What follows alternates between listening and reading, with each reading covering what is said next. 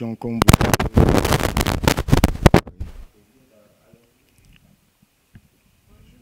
Bonjour à vous. Je suis Fodé Mohamed Souma, le président de la Génération citoyenne, communément appelée GECI.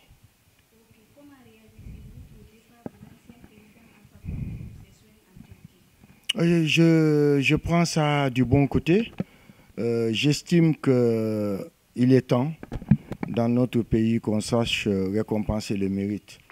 Si on reproche quelque chose au président Alpha Condé, eh bien, la justice est là pour se faire. Mais lorsqu'on a été président d'un État pendant 11 ans, on n'est pas n'importe qui et on ne doit pas être considéré comme n'importe comment. Je crois qu'il y a beaucoup de gens qui banalisent la fonction présidentielle, même si lui, il a été pour beaucoup, mais la fonction présidentielle, c'est la plus haute fonction d'un État. C'est le premier magistrat du pays. Nous n'avons rien à gagner et ça n'honore pas la République de voir un président humilié. Nous avons le cas des États-Unis, de la France, un peu partout, où on fait attention à ne pas vraiment un peu brusquer la conscience collective. Donc je pense qu'au-delà du fait qu'il soit malade ou qu'il soit parti pour ses soins, si on ne lui reproche rien, qu'on le laisse tranquille. Je pense qu'aujourd'hui, le président de la République a 80 ans passés, a d'autres chats à fouetter que de s'intéresser à la politique, que de s'occuper de détails. Donc le fait qu'il soit parti, c'est une bonne chose. Et je remercie les autorités du moment d'avoir facilité, parce que ce n'est pas la première fois. Et il faudrait qu'on sache que nous n'avons rien à gagner à avoir un président humilié sans que la justice ne se soit prononcée. Et nous continuons dans ce débat clivant avec des personnalités, de hautes personnalités qui sont emprisonnées sans instruction, sans jugement. Je veux parler du Premier ministre, je veux parler du président de l'Assemblée nationale, du ministre de la Défense. Ce sont les plus hautes fonctions d'un État. Si vous reprochez quelque chose à quelqu'un et que vous devez l'amener en prison, eh bien, utilisez la procédure judiciaire. Et puis, si la personne est reconnue coupable, elle va payer. Mais vous ne pouvez pas embastiller des gens comme ça au moment où on parle d'apaiser le climat sociopolitique, au moment où on est en transition, pour vraiment distraire, amuser, menacer. Je pense sincèrement qu'on n'a rien à gagner.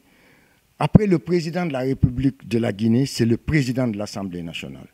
Et quand vous prenez le gouvernement, il y a d'abord le Premier ministre.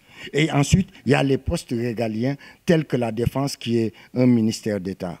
Donc il faudrait qu'on sorte un peu de cette politique d'humiliation qui n'honore pas du tout la République.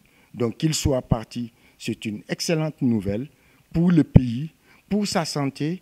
Et si la justice maintenant déroule son calendrier, il répondra comme tout justiciable, dans la mesure où il ne bénéficie plus de son immunité de chef de l'État. J'ai été député, j'avais une immunité. Maintenant que je ne le suis plus, l'immunité a disparu. Donc je suis injustifiable au même titre que vous.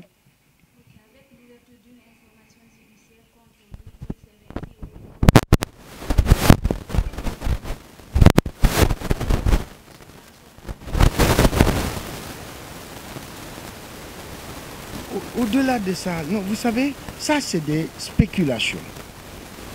Aujourd'hui, nous avons des ministres qui sont emprisonnés, qui sont sur cette fameuse liste, qui ont leur passeport bloqué, que nous pouvons assigner à résidence. Nous pouvons même les couper du contact de certaines personnes. À quoi bon forcer, anticiper, mettre la charrue avant les bœufs pour les embastiller en prison? Donc c'est le cas du président de la République. Ben, il est allé pour ses soins. Soyez sûr que des garanties ont été données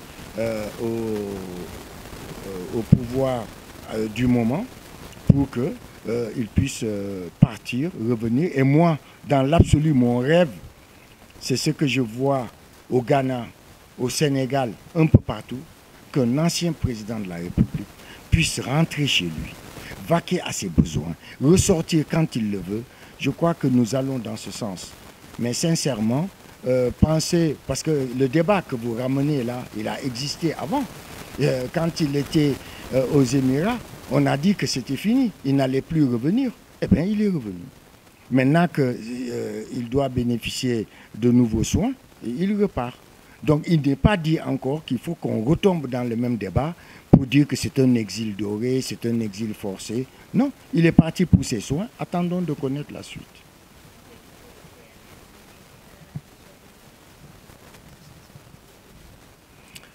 Moi, ce qui m'importe aujourd'hui, c'est la santé du président. Les gens semblent oublier que c'est un homme qui a plus de 80 ans, qui a connu des déboires, la prison, les privations, etc. Donc si sa santé nécessite qu'il ait des soins, eh bien je suis le premier à l'appuyer. Tant que la justice ne se sera pas prononcée de façon ferme et définitive, qu'on arrête ces débats clivants, qu'on arrête de tourner en rond, qu'on arrête d'interpréter, d'imaginer. Non, on est face au président de la République sortant. Ce n'est pas n'importe qui et ce n'est pas n'importe quoi. J'ose espérer, d'abord ce qui m'importe c'est sa santé, j'ose espérer qu'il va recourir à la santé, qu'il va être apte à vaquer à ses besoins, écrire ses mémoires, rentrer dans son pays, répondre à la justice, ressortir, c'est-à-dire que j'ai envie demain de voir un président normal, surtout vous, votre génération, qui n'avez jamais vu un président sortant en vie, puisque les deux précédents sont décédés. Je souhaite que la jeunesse actuelle puisse demain inviter le président de la République à un colloque, le rencontrer, en train de faire ses courses. Je crois que c'est ça qui honore la République. Et c'est l'exemple type que nous voyons au Cap-Vert, un peu partout. Eh bien, la Guinée ne doit pas se comporter en exception. Moi aussi, je rêve demain de voir l'ancien président de la République tourner dans la cité. Je rêve de voir le prochain président de la République le consulter, comme le font les Ghanéens et d'autres. Donc, il faut qu'on sorte un peu de ce débat passionnel. Hein. S'il doit répondre à la justice, il répondra, parce qu'il est devenu injustifiable comme tout autre. Mais là aussi, puisque nous n'avons pas eu la haute cour de justice et que nous sommes en régime d'exception, on va encore dire que la justice, je crois que la normalité dans laquelle nous vivions, il faudrait qu'on y revienne et ça passe par un retour à l'ordre constitutionnel. Il faut que la Guinée redevienne un État normal, hein, avec les trois pouvoirs qui fonctionnent de façon séparée et surtout le quatrième pouvoir, le vôtre, soutenu, accompagné, pour que vraiment nous puissions avancer. Il ne sert à rien de conjuguer au passé, de tourner en rond, de distraire ou de lancer des mesures populistes comme celles que je vois en ce moment. La junte n'a pas besoin de ça. Ce qu'il faut à la junte, c'est de dérouler le calendrier que le président de la transition avait annoncé, c'est-à-dire la Constitution, les listes électorales et les 3 élections locales, législatives et présidentielles. C'est leur mission. Donc aujourd'hui, ils se sont totalement détournés.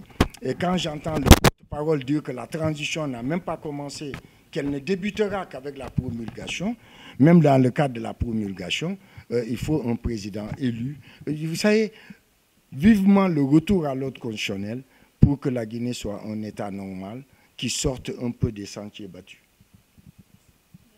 Je vous en prie.